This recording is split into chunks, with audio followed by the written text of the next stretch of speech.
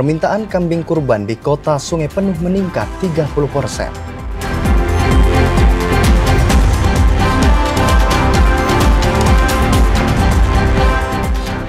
Pasca tiba di Arafah, jemaah haji asal Provinsi Jambi ziarah ke Masjidil Haram.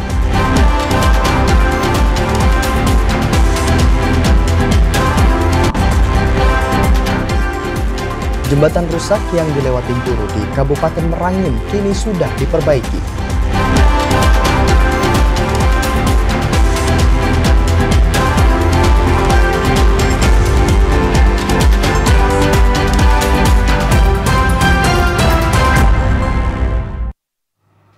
Assalamualaikum warahmatullahi wabarakatuh. Selamat sore saudara, terima kasih Anda masih menyaksikan Jambi hari ini, edisi Sabtu 24 Mei 2025. Ya saudara, selain 3 berita utama tadi, redaksi kami juga telah menyiapkan sejumlah informasi penting dan menarik lainnya untuk Anda. Bersama saya Malika Hijriati Dewi. Dan saya Yogia Perliampo, inilah Jambi hari ini selengkapnya.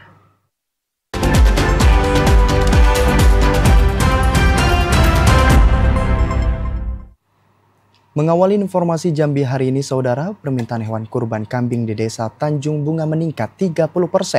Tahun sebelumnya hanya 400 ekor yang terjual, namun pada tahun 2025, pemesanan kambing kurban sudah mencapai 520 ekor. Permintaan kambing kurban di salah satu pedagang kambing desa Tanjung Bunga, kota Sungai Penuh mengalami peningkatan 30%.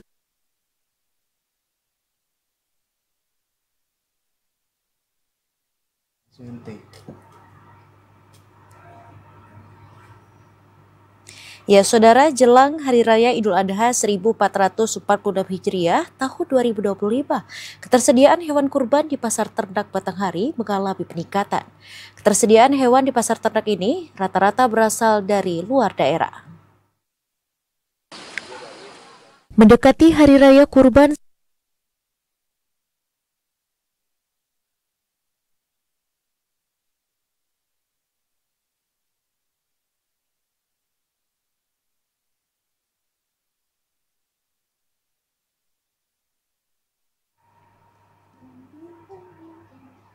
hingga kini belum ditemukan kasus penyakit mulut dan kuku atau PMK pada hewan ternak di Kabupaten Sarolangun.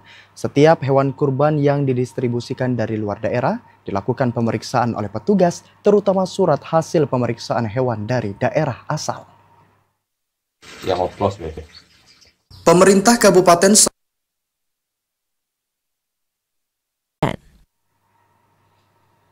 Hingga kini belum ditemukan kasus penyakit mulut dan kuku atau PMK pada hewan ternak di Kabupaten Sarolangun.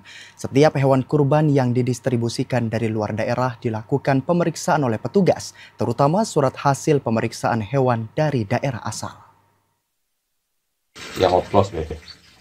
Pemerintah Kabupaten Sarolangun melalui Dinas Peternakan dan Perikanan intensif melakukan berbagai upaya untuk memastikan kesehatan hewan kurban.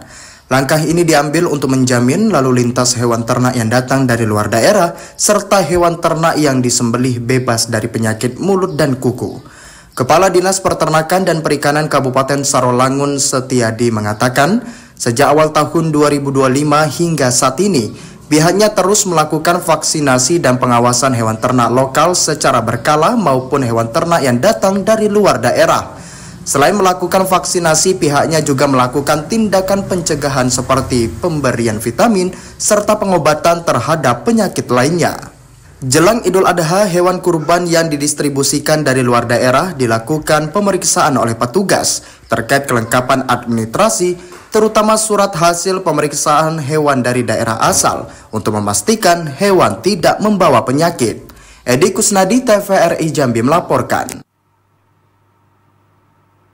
Ya saudara, jelang Idul Adha, peternak di Kabupaten Tanjung Jabung Timur terus ketiban rezeki.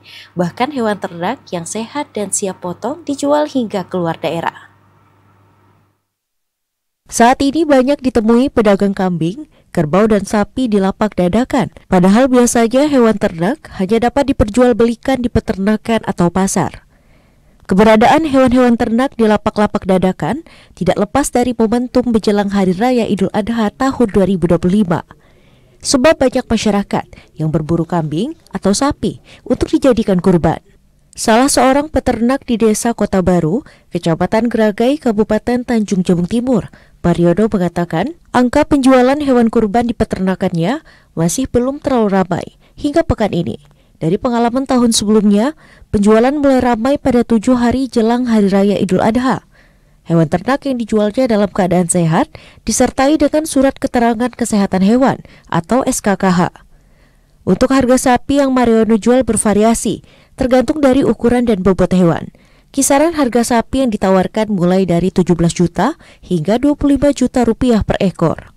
Penjualan sapi milik Mariono ini dilakukan hingga keluar daerah seperti Pulau Batam.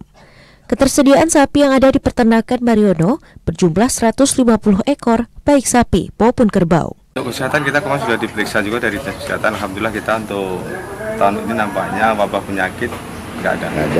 Untuk sekarang ini. Kita untuk persediaan kita sudah berapa banyak, Pak? Sebenarnya kita sudah sekitar 150 lah. 150? Iya, sebagian masih di kandang masyarakat juga. Peningkatan aktivitas ini menandai kesiapan masyarakat dalam menyambut Hari Raya Idul Adha yang identik dengan ibadah kurban sebagai bentuk ketaatan dan kepedulian sosial umat Muslim. Klifa, TVRI Jambi melaporkan. Menghadapi Hari Raya Idul Adha, Bulog Jambi memastikan ketersediaan pangan aman, seperti beras yang dipastikan stoknya tersedia hingga 7 bulan ke depan. Pada momentum hari besar seperti pergantian tahun dan Hari Raya Idul Adha, sejumlah harga bahan pokok di pasar mengalami kenaikan. Untuk mengantisipasi fenomena harga bahan pokok jelang Hari Raya Idul Adha 1446 Hijriah, Forum Bulog Kantor Wilayah Jambi memastikan stok pangan aman, terutama ketersediaan beras yang mencapai 22.000 ton dan diprediksi aman hingga 7 bulan ke depan. Tidak hanya beras, Bulog juga memastikan ketersediaan bahan pokok seperti minyak goreng tersedia 238.617 liter. Kemudian gula pasir 27 ton dan tepung 3.310 kg. Pemwil Bulog Kanwil Jambi Ali Ahmad Najih Amsari mengatakan, dengan ketersediaan tersebut masyarakat diimbau untuk tidak melakukan pembelian yang berlebihan di pasar karena ketersediaan tercukupi dan siap diedarkan ke masyarakat. Ketersediaan pangan menjadi upaya dalam mengantisipasi lonjakan permintaan di tengah masyarakat. Kondisi permintaan yang meningkat memungkinkan harga akan mengalami kenaikan. Agar tidak terjadi lonjakan harga di pasar, Bulog juga siap bekerja sama dengan pemerintah daerah dalam kegiatan operasi pasar atau gelar pasar murah dengan harga yang terjangkau. Azam Afnan, TVRI Jambi melaporkan. Saudara, tetaplah bersama Jambi hari ini karena kami akan segera kembali dengan sejumlah informasi penting dan menarik lainnya untuk Anda. Ya, diantaranya 159 jemaah haji diimbau untuk menjaga kesehatan.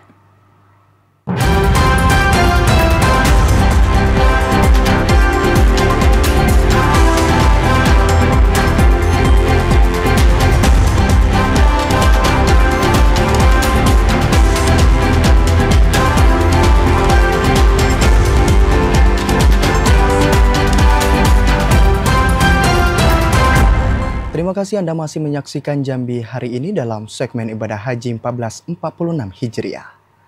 Saudara, Kakan Kemenak Muaro Jambi Buhri mengimbau seluruh jemaah haji untuk menjaga kesehatan selama di Tanah Suci Mekah. Cuaca panas di Arab Saudi harus menjadi perhatian seluruh jemaah saat melaksanakan rangkaian ibadah haji. Suhu udara di Arab Saudi saat siang hari berkisar 40 derajat Celcius.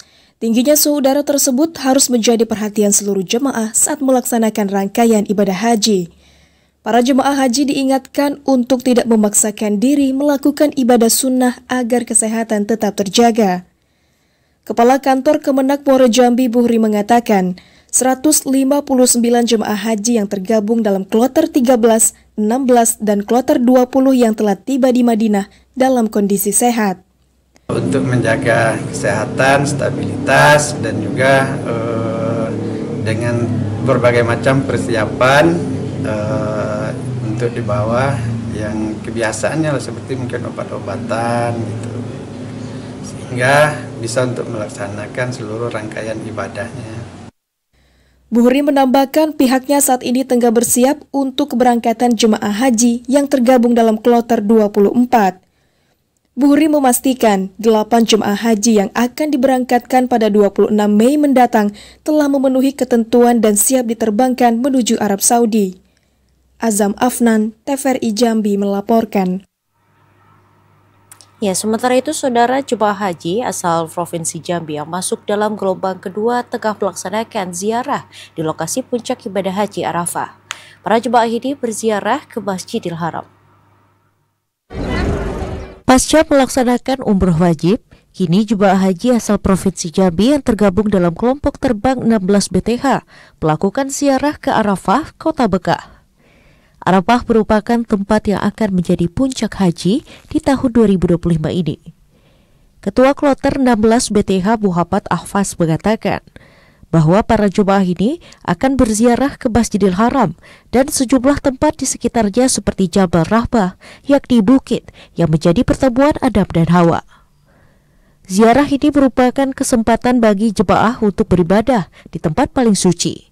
Dalam kegiatan ziarah ini, Ahfaz memastikan semua jemaah dalam keadaan sehat. Ziarah dilakukan pada pagi hari untuk menghindari cuaca panas pada siang hari, sehingga pada saat cuaca panas para jemaah dapat beristirahat di kamar masing-masing. Kendati demikian, para jemaah tetap diberikan alat perlindungan seperti masker, payung, topi, dan lainnya. Baik, hari ini kita bersama Pak Haji Taslim, KBH Kloter 16 BTH. Saya Muhammad Ahfaz, Ketua Kloter 16, pada hari ini berada di Arafah. Insya Allah inilah tempat puncak haji kita pada tahun ini, mudah-mudahan ya Allah. Bersamaan seluruh jamaah yang ada semuanya sehat walafiat, amin. Semangat, amin. Mudah-mudahan kebersamaan ini dipertahankan sampai akhir haji, amin. Amin. Barakallah ya Rabb. Sementara itu, suhu panas di Tanah Suci Mekah mencapai 43 hingga 45 derajat Celcius. Dari kondisi ini, para jemaah diminta memperbajak minum air meskipun tidak dalam keadaan haus, untuk mencegah kekurangan cairan yang dapat mengakibatkan dehidrasi dan stroke. Yogi Ramadhani, TVRI Jambi melaporkan. Menjelang puncak haji, para jemaah diminta memanfaatkan waktu untuk meningkatkan ibadah di Masjidil Haram untuk mendekatkan diri kepada Allah Subhanahu wa Ta'ala. Untuk mengetahui informasi selengkapnya, kita telah terhubung dengan petugas haji daerah Kota Jambi, Bapak Kamal Firdaus, langsung dari Arab Saudi. Assalamualaikum dan selamat siang waktu Arab Saudi, Bapak Kamal. Selamat siang, waalaikumsalam. Bagaimana kabarnya Bapak? Sehat, alhamdulillah, masih kondisi sehat. Alhamdulillah. Untuk saat ini Bapak, para jemaah haji untuk dapat memanfaatkan waktunya beribadah di Masjidil Haram. Kira-kira Bapak, apa saja keutamaan beribadah di Masjidil Haram menjelang puncak haji? Untuk saat ini, jemaah haji dari Provinsi Jambi memang sudah berada di Mekah semuanya. Kami yang tergabung di Kloter 13 kemarin bertolak ke Mekah dan sudah berada di Mekah dan setelah selesai melaksanakan umroh wajib bersama kloter lainnya. Ya, lalu Bapak, bagaimana jemaah dapat menjaga stamina agar tetap optimal dalam beribadah, Bapak? Ya, memang dalam kondisi cuaca yang panas, di musim panas ini, tim kesehatan sangat menganjurkan untuk tidak terlampau banyak keluar dari penginapan atau beraktivitas di luar, karena untuk menjaga stamina, karena puncak haji kan masih beberapa hari lagi, kurang lebih 10-12 hari lagi. Baik Bapak, untuk kondisi para jemaah haji, terkhusus jemaah haji dari Kota Jambi, untuk saat ini bagaimana Bapak? Alhamdulillah masih dalam kondisi yang baik, karena kan kami didukung oleh tenaga medis, dokter dan perawat. Baik Bapak, terima kasih atas informasinya yang melaporkan langsung dari Arab Saudi, Mekah. Mudah-mudahan para jemaah dan juga petugas haji dapat diberikan kesehatan, keselamatan, dan menjadi haji yang mabrur. Selamat beraktivitas kembali. Ya. Ya, saudara, pencak silat tidak hanya sebatas seni bela diri, melainkan sebagai warisan budaya yang harus dilestarikan. Bahkan pencak silat memiliki nilai-nilai luhur seperti disiplin, hormat, dan ketahanan diri. Pencak silat bukan sekedar seni bela diri, namun ia adalah cerminan budaya, nilai-nilai dan sejarah yang mengakar dalam kehidupan masyarakat Indonesia.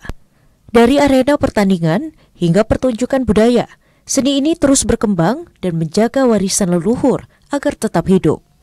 Bahkan, pencak silat mengajarkan lebih dari sekedar teknik bertahan dan membawa nilai-nilai luhur seperti disiplin, hormat, dan ketahanan diri.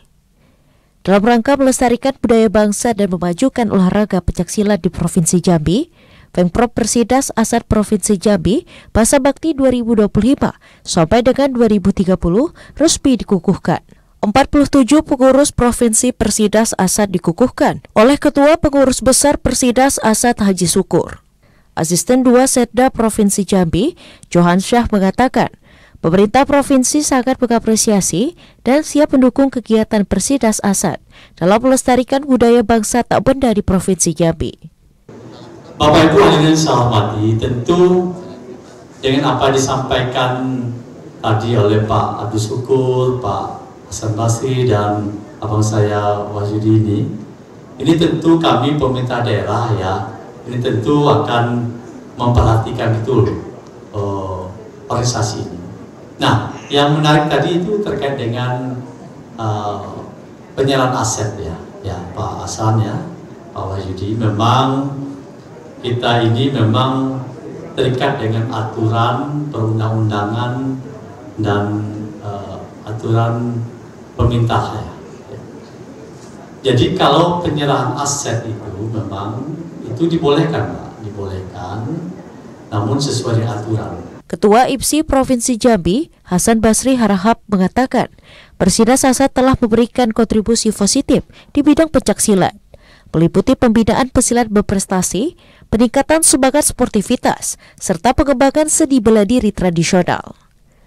Sangat mengapresiasi keberadaan Persidas Asat di Jambi ini karena banyak melahirkan atlet-atlet baik tingkat nasional, seperti kemarin di PON ada 1 orang dari Persidas Asat, 2 orang yang kita kirim ke PON Medan itu ada dari Persidas Asat 1 orang, ada dari P1 1 orang. Sementara itu, Ketua Persidas Asat Provinsi Jambi terpilih Wahyudi mengatakan, pencak silat tidak hanya sebatas seni bela diri, melainkan sebagai warisan budaya leluhur yang harus dilestarikan. Dengan terpilihnya saya sebagai Ketua Pemprov Persidas Asat Jambi, harapan yang ingin kami sampaikan mudah-mudahan Persidas Asat Provinsi Jambi bisa berprestasi lebih tinggi lagi. Sebagaimana dengan tahun-tahun sebelumnya, alhamdulillah kita bisa mengirim 1 atlet di PON Medan Aceh tahun 2024 yang lalu. Mudah-mudahan yang tahun-tahun yang akan datang kita bisa mencetak atlet-atlet yang berprestasi dan bisa berkontribusi untuk prestasi di Jambi, khususnya di cabur pencak silat.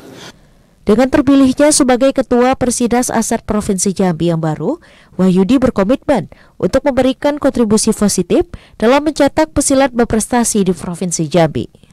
Yazid Santoso, Iwan Hendry, TVRI Jambi melaporkan.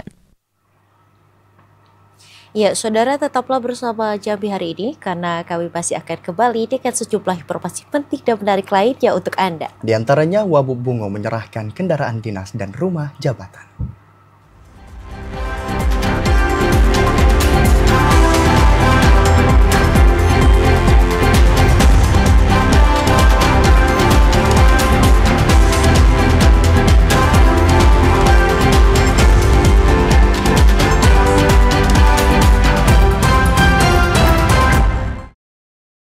Terima kasih saudara Anda masih menyaksikan Jambi hari ini dalam segmen advertorial. Ya, saudara, Wakil Bupati Bungo, Safrudin Dwi Aprianto menyerahkan aset berupa kendaraan dinas dan rumah jabatan. Diharapkan aset tersebut dapat digunakan kembali oleh pejabat Wakil Bupati yang akan dilantik Gubernur Jambi pada 26 Mei 2025. Masa jabatan Bupati dan Wakil Bupati Bungo akan berakhir pada tanggal 26 Mei 2025, tepatnya pada hari Senin mendatang. Di hari terakhir menjabat sebagai Wakil Bupati Bungo, Safrudin Dwi Aprianto menyerahkan aset daerah berupa kendaraan dinas roda 4 dan kendaraan roda 2, serta rumah jabatan yang ditempati selama 2 periode. Wabub Bungo, Safrudin Dwi Aprianto mengatakan, 4 unit mobil dinas serta 1 unit sepeda motor dan rumah jabatan sudah diserahkan kembali ke Pemkab Bungo melalui bagian umum Setda Bungo dan aset daerah. Wabub minta bagian aset untuk memeriksa kelengkapan kendaraan dan rumah jabatan yang sudah dikosongkan sejak beberapa minggu lalu. Diharapkan rumah jabatan tersebut dapat digunakan kembali oleh pejabat wakil bupati yang akan dilantik Gubernur Jambi pada 26 Mei 2025. Masa tugas saya sebagai Wabub juga segera berakhir, periode 2016-2021 dan 2021-2025, dan insya Allah juga akan segera dilantik Bupati dan Wakil Bupati terpilih yang baru besok hari Senin. Maka pada pagi ini saya menyerahkan seluruh fasilitas dinas yang selama ini dipinjamkan kepada saya untuk menunjang kegiatan operasional sebagai Wakil Bupati Bungo selama 2 periode. Sementara itu, bagian umum dan bagian aset Setda Bungo juga telah menerima kunci dan memeriksa langsung kondisi fisik, baik kendaraan dinas maupun kondisi rumah jabatan Wakil Bupati. Mukhriyandi, TVRI Jambi melaporkan. Mengakhiri peti, Bupati Merangin siapkan strategi ekonomi alternatif. Ya saudara, informasi selengkapnya akan kami sajikan usai jeda pariwara. Tetaplah bersama Jambi hari ini.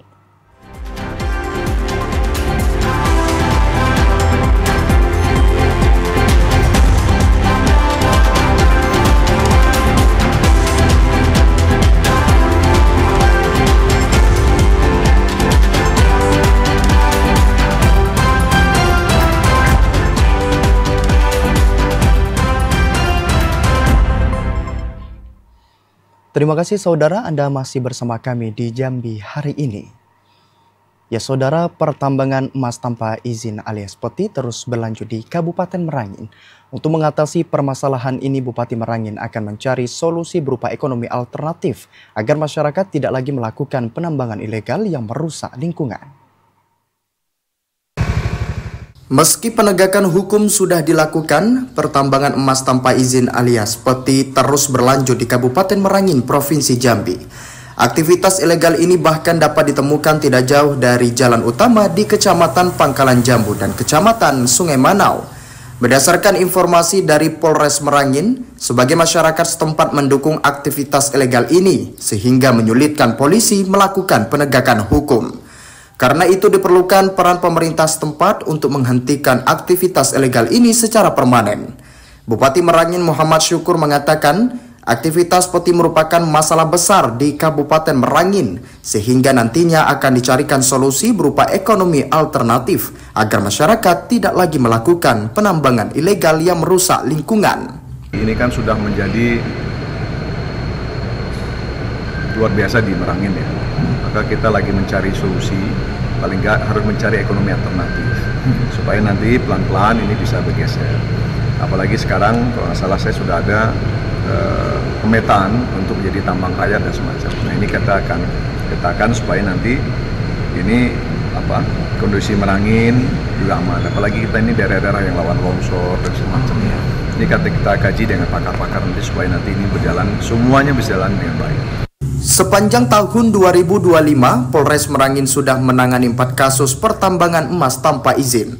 Terdapat 8 tersangka penambang emas ilegal yang ditangkap dan sudah dilimpahkan ke Kejaksaan. M. Sobar, TVRI Jambi melaporkan.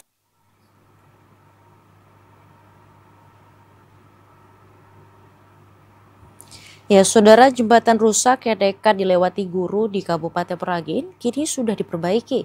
Namun para pengendara motor perlu antre untuk melintasi jembatan ini.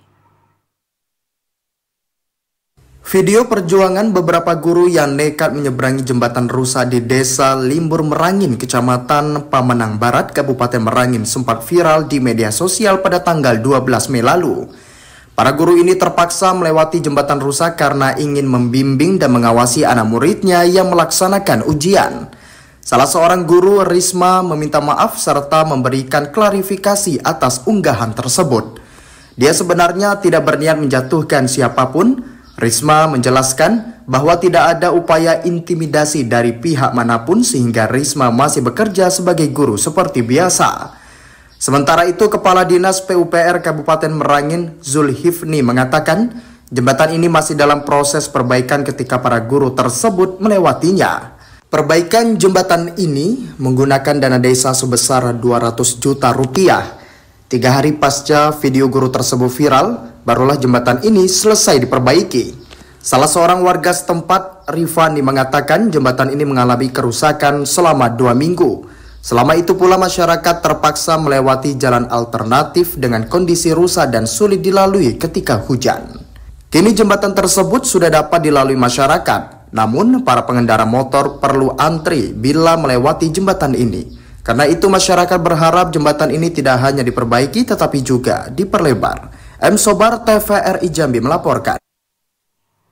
Ya, saudara, warga RT 09 Kelurahan Sukasari Kecamatan Sarolangun bergotong royong memperbaiki kerusakan ruas jalan utama.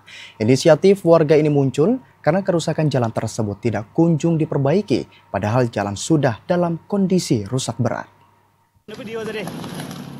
Belasan warga RT 09 Kelurahan Sukasari Kecamatan Sarolangun memperbaiki ruas jalan utama antar kelurahan dan lingkungan yang rusak dengan semangat gotong royong dan swadaya masyarakat. Ruas jalan dengan kondisi kerusakan berat sepanjang 15 meter ini merupakan akses utama bagi ribuan warga yang melintas, sehingga sangat vital dan penting untuk kelancaran aktivitas sehari-hari. Apalagi kerusakan ruas jalan tersebut sering menyebabkan kecelakaan. Ketua RW Lingkungan 4 Sukasari, Anda Safira, mengatakan aksi ini merupakan bentuk respons langsung warga dengan tujuan dapat mempermudah mobilitas kendaraan dan menciptakan lingkungan yang lebih nyaman, serta contoh nyata budaya leluhur. Gotong royong ini bukan dilatar belakangi oleh rasa kekecewaan masyarakat terhadap pemerintah dan DPRD Sarolangun, melainkan bentuk kepedulian masyarakat di tengah efisiensi anggaran dan kondisi APBD. Aksi gotong royong warga RT 09 ini diharapkan dapat menjadi pelopor dan menggugah RT lainnya untuk peduli memperbaiki kerusakan ruas jalan yang rusak di sejumlah titik RT dalam Kelurahan Sukasari, sehingga masyarakat dapat berpartisipasi aktif dalam pemeliharaan infrastruktur. Edi Kusnadi, TVRI Jambi melaporkan. Desa di Kabupaten Kerinci didorong untuk mengolah lahan tidur menjadi lahan produktif. Pemerintah mengarahkan 20% dana desa digunakan untuk ketahanan pangan, salah satunya dengan menanam jagung. Pemerintah Kabupaten Kerinci mendorong desa untuk memanfaatkan lahan tidur agar tidak lagi terbengkalai.